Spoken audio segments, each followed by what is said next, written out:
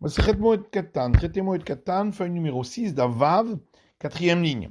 Rabbi Omer, Rabbi dit Hachi Sham Zaken au Talmid, pour dire que s'il y a un champ qui est rempli d'arbres, on considère que il a donc été labouré de partout, et s'il y avait un mort qui avait été enterré, il a forcément été coupé en petits morceaux, et donc il ne rend plus impur simplement en passant dessus, mais juste au toucher.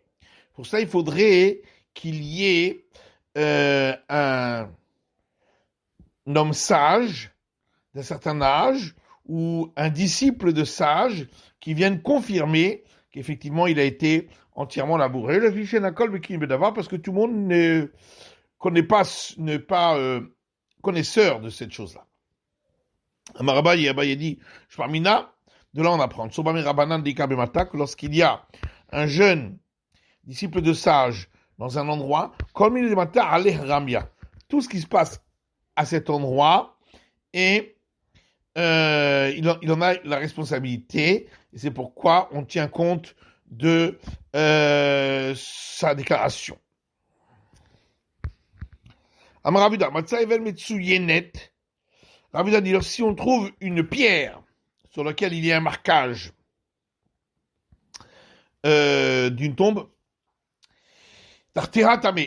c'est que sous la pierre, il y a l'impureté, parce que quand c'est une pierre, on met le marquage au-dessus de l'impureté, puisque c'est visible de tous, au loin. Shtaim, s'il y a deux pierres, Benehen Tamé. Si entre les deux pierres, il y a un marquage avec la chaux, alors également, ce qui se trouve entre les deux pierres est également impur, l'endroit. Mais s'il n'y a pas de chaux entre les deux pierres, Benehen Taor. Entre les deux pierres, c'est pur, même si les deux pierres sont marquées de chaux. L'Agma dit donc ça veut dire même si il n'y a pas à cet endroit entre les deux pierres eu labourage, pourtant il y a une braïta qui dit si on trouve une pierre avec un marquage sur cette pierre, c'est qu'en dessous il y a une impureté. Shtaim, s'il y en a deux avec un marquage, si entre les deux pierres on a labouré Benehen Tahor, alors entre les deux pierres c'est pur. Veim Lav, sinon Benehen Tamé. Entre les deux pierres c'est impur, donc on voit que ça dépend si on a labouré ou pas. Amara Papa dit Achak Shehasit Shafuch al Roshehen, Umerudé le Kanul Kan. Ici, dans cette dernier enseignement, on parle lorsque la chaux a été versée sur le haut des pierres et elle est descendue et il y en a un petit peu entre les pierres de chaque côté. Si on a labouré entre les deux pierres, benehen tahor, alors on considère que l'endroit entre les deux pierres est pur. Et on considérera que cette chaux, elle a été décollée de la pierre à cause du labour.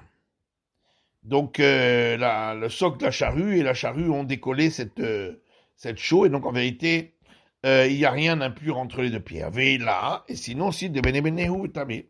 On considère que c'est de la chaux qui a été posée entre les pierres, et c'est donc que l'endroit entre les pierres est impur. Amaravasi metzar echad metsuyan. Ravasi dit s'il y a une haie sur un des quatre côtés du champ sur lequel il y a un marquage, Houtamé, c'est que cet endroit-là est impur, et tout le champ est pur. Shnaim, s'il y a deux et aux deux, sur deux côtés du champ, qui sont marqués, eux sont impurs et tout le reste du champ est pur. Shlosha, si le marquage est sur les trois côtés du champ où il y a une haie, ces endroits-là sont impurs et tout le champ est pur. Arba. Mais si c'est les quatre côtés du champ qui sont marqués avec la chaux, on considérera que ces haies sont pures, et c'est tout le champ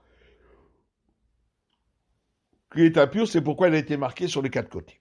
D'Amarmar, comme a dit un enseignement, En Machikin Sion Mimakom Touma, on n'éloigne pas le marquage de l'endroit de l'impureté chez le des terres d'Israël pour ne pas faire perdre des terrains qui appartiennent à la terre d'Israël.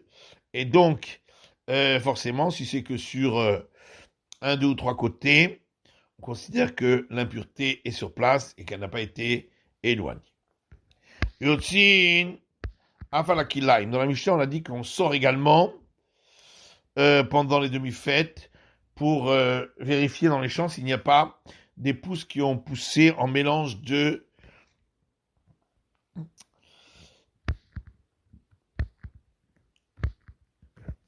types de culture. Est-ce que vraiment, lorsqu'il y a, pour chercher les mélanges de culture, c'est à la demi-fête qu'on sort, au Minehu, on objecte à partir de Braïta qui dit le premier Hadar, on proclame de vérifier, d'apporter les demi-cycles vers la Kilaïm et de vérifier s'il y a des mélanges d'espèces. Le 15 de ce mois, Corinne Tamigila Bakrachin, on lit le rouleau d'Esther dans les villes fortifiées. Et on sort pour enlever les buissons d'épines qui sont sur les chemins, et pour arranger les routes,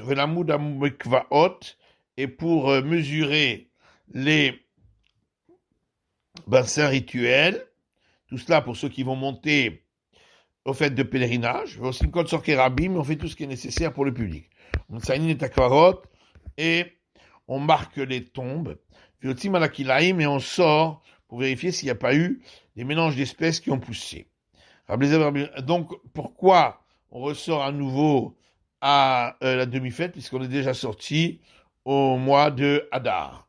Rabbi Elazar et Rabbi Yossé bar Hanina, il y a là-dessus une discussion entre Rabbi Elazar et Rabbi Yossé bar Hanina. Hadamar, lundi, kan be bachir, kan be apil. Que, quand on a dit que ça se fait en Hadar, c'est pour ce qui a poussé avant l'heure,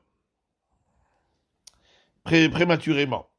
Et pour quand on sort à la demi-fête de la Pâque, c'est pour ce qui a poussé plus tard. L'autre a dit que en Hadar, c'est pour les graines qui ont poussé, et à la demi-fête, c'est pour les légumes qui ont poussé, ça pousse plus tard. Ravasi dit au nom de Rabbi Chanan, tout ce qu'on a dit qu'on sort au mois d'Adar ou à la demi-fête, c'est lorsque on ne voyait pas les pousses auparavant, Avanitsan Nika, mais si on les a vus auparavant, Yotzin Arlehen, on sort pour vérifier. Pourquoi est-ce qu'on sort à la demi-fête pour vérifier s'il n'y a pas eu des mélanges de culture? Amar Rabbi Yaakov, Amar Rabbi Yohanan. Rabbi Yaakov dit au nom de Rabbi Yohanan, Mishum Srar Peroula de Mouzle Gaban. C'est à cause du salaire de ceux qui s'en occupent, car étant donné que c'est un moment où on ne travaille pas, donc ils le feront moins cher. Amar Rav Zevid, Vitemar Rav Mesharshia. Rav Zevid et certains des Rav Mesharshia disent, Parmina, de là on apprend qu'il y a Vinan le Sachar, que le salaire qu'on leur donne, Mitromatalish, qu'il y a Vinan Lehu, c'est avec le prélèvement, l'argent du prélèvement de la salle du temple où se trouvaient les demi-cycles. Et c'est pourquoi on vérifie que de ne pas payer trop cher, pour ne pas faire perdre de l'argent au temple. Car si tu penses que c'est avec l'argent des propriétaires qu'on paye ceux qui viennent vérifier s'il n'y a pas eu de mélange d'espèces, qu'est-ce que ça peut nous changer si c'est cher ou pas? Tout ce qu'ils demandent, on n'a qu'à leur payer, puisque les propriétaires sont responsables, n'avaient qu'à pas faire laisser pousser des mélanges d'espèces. Vad kama. Et c'est à partir de quel volume de deuxième espèce mélangée qu'on doit arracher ce qui a poussé dans l'interdit. Comme on a vu un enseignement des maîtres de la Mishnah, Kol CA, toute culture qui donne le volume d'un Sela, chez Yeshba Rova Zera Mimin Acher, et où on trouve un quart de cave, donc un 24e du volume d'un CA, d'une autre espèce, Yemaret, on devra faire détruire ce surplus. Tania, la grande dit pourtant il y a une braïta qui dit Kinushiu mafkirim kol asadekula. Pourquoi on dit on va diminuer ce qui a poussé en plus du 24e? Pourtant dans une braïta c'est écrit qu'on va rendre tout le champ, on va le déposséder de la propriété de son propriétaire. La cacha, c'est pas une question. Kan konem takana, kanachar takana. Dans un enseignement, on parle avant l'institution des sages, et dans l'autre, on parle après. Les Tania, parce qu'il y a une braïta qui dit. Au départ, on arrachait ce qui avait poussé d'une deuxième espèce, et on l'a jeté devant les animaux du propriétaire. Et les propriétaires étaient heureux. J'étais spachot, deux bonheurs. Premièrement, qu'on leur arrache les mauvaises herbes dans leur champ, gratuitement. Et deuxièmement, parce qu'on jette cette herbe-là devant leurs animaux. Alors on a institué que on va arracher ce qui a poussé donc dans l'interdit, mais on jettera ça sur les routes. Mais ils étaient encore très heureux. Qu'on désherbait les mauvaises herbes, leurs champs, gratuitement. Alors on a institué que dans un cas donc où a poussé un mélange d'espèces, on rendrait tout le champ, on le déposséderait de la propriété de son propriétaire. Matiti, Mishnah suivante. Rabbi Eliezer ben Yaakov Omer, Rabbi Eliezer ben Yaakov dit, Moshrim et Tamaim le ilan. On peut tirer de l'eau d'un arbre à un autre arbre en faisant un chemin avec ses pieds pour ne pas que les arbres dépérissent parce qu'ils sont assoiffés d'eau et parce que ça ne demande pas une grande fatigue. Mais à condition qu'on n'abreuve pas tout le champ qui lui-même n'est pas assoiffé. Des pousses de graines qui n'avaient pas été abreuvées avant la demi-fête, lo yashkem bemored, on n'aura pas le droit de les abreuver pendant la demi-fête. Malgré tout, on considère que c'est pas une perte, puisque ils n'ont pas été abreuvés avant la fête, donc c'est qu'ils n'ont pas besoin d'être vraiment abreuvés. Ça, je permets dans les deux cas, donc dans ce dernier cas, d'abreuver, et dans le cas également d'abreuver un champ qui peut se suffire de par lui-même. Gemara. Si le champ en question, on n'avait pas abreuvé avant la fête, c'était un champ qui au départ était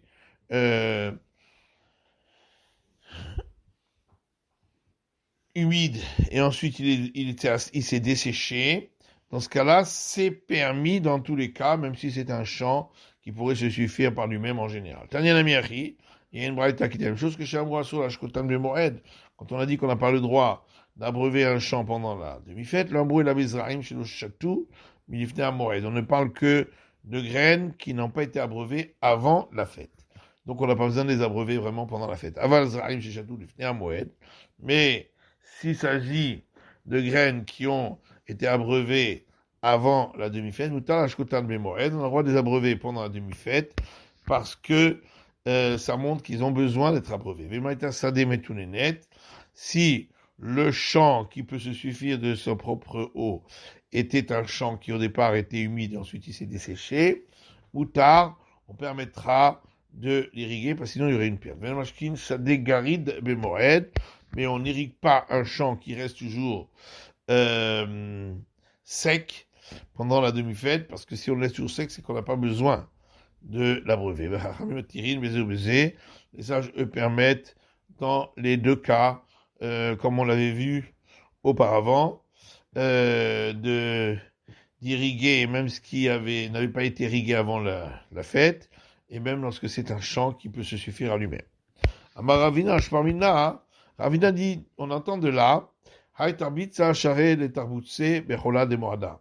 Un champ qui n'a pas encore été ensemencé, on a le droit de l'abreuver pendant la demi-fête. Et la Gemara n'est pas d'accord. La Gemara dit, ça dégaride, maïtama. Pourquoi on ne permet pas d'abreuver un champ qui est toujours sec? Des afla mashvela harfa. Parce qu'en vérité, on n'a pas une perte de culture sinon. C'est simplement que des cultures qui auraient été plus tardives, on va les rendre plus précoces. Et donc, ici aussi, il n'y a pas de vraie perte, c'est juste une culture plus tardive qui va devenir plus précoce. Tanoura Bana, nos sages ont enseigné dans une braïta, Marbitin Sede Lavan Bishvirit, on peut abreuver un champ de céréales pendant la 7e année, parce qu'on permet même, s'il n'y a pas de perte, mais c'est pour rendre meilleur, Avalo Bemoren, mais pas pendant la demi-fête, puisqu'il n'y a pas vraiment de perte, c'est juste pour le rendre meilleur, puisque c'est un champ qui se suffit de sa propre eau. Tanya, pourtant il y a une braïta qui dit qu'on peut l'abreuver que ce soit la demi-fête ou que ce soit la 7e année. Amaravuna lokashia. Ravuna, c'est pas une question. Ha, Rabbi Eliezer ben Yaakov, ha, Rabbanan. Celui qui interdit, c'est Rabbi Eliezer ben Yaakov qui ne permet que quand il s'agit d'un champ qui est assoiffé. Et celui qui permet pense comme les sages qui disent que également un champ qui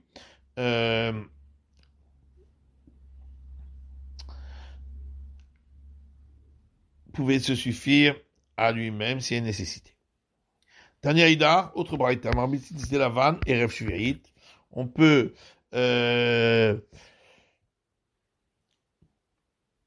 irriguer un champ de culture veille de la 7e année, que des Sheitsu Irakol Bashevi'it, pour que les légumes puissent sortir pendant la 7e année. Mais le roi de la Shemarbitzin, c'était la vanne Bashevi'it. Non seulement ça, mais on a même le droit d'irriguer un champ de culture Bashevi'it dans la 7e année, que des Sheitsu Irakol Lemot Zeshvi'it, pour faire sortir des légumes à la sortie après la 7e année.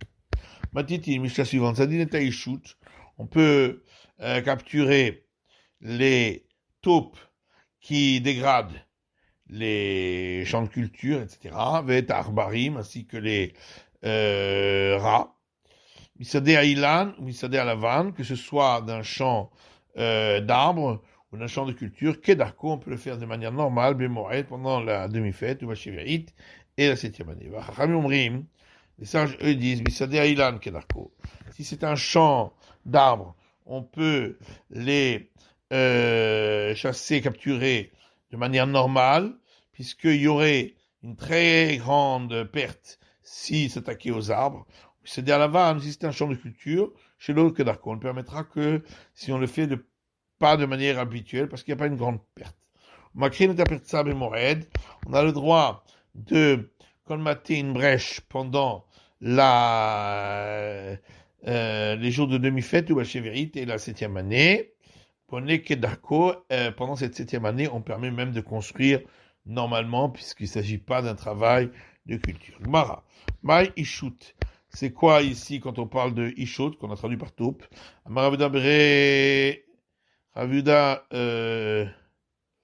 Maravuda, dit Ravuda. Beria chez En Lainaim. C'est une créature qui n'a pas de yeux ou d'acuité visuelle du tout, qui ne voit rien, c'est donc la taupe. Amarava bar Shmuel, Rava fils de Ishmaël, a dit. Vitema Ravima bar Shlamia, c'est-à-dire Ravima fils de Shlamia. Maïkra, de quel verset on voit que cette espèce n'a pas de yeux? Verset dans les psaumes. Kemo Shabelul Temes, Yaler. comme la limace, quand elle marche au soleil, elle fond. Nefel Ishut Bal Hazu Shemesh. Donc, pareil pour le bébé qui a été qui est mort-né, ou bien la taupe, eux non plus ne voient pas le soleil. Tanou Rabanan, nos sages anciens de Braïta, Tzadin Taïchou, Vet Arbarim, Misada Lavan, Misda Ilan Kedarko.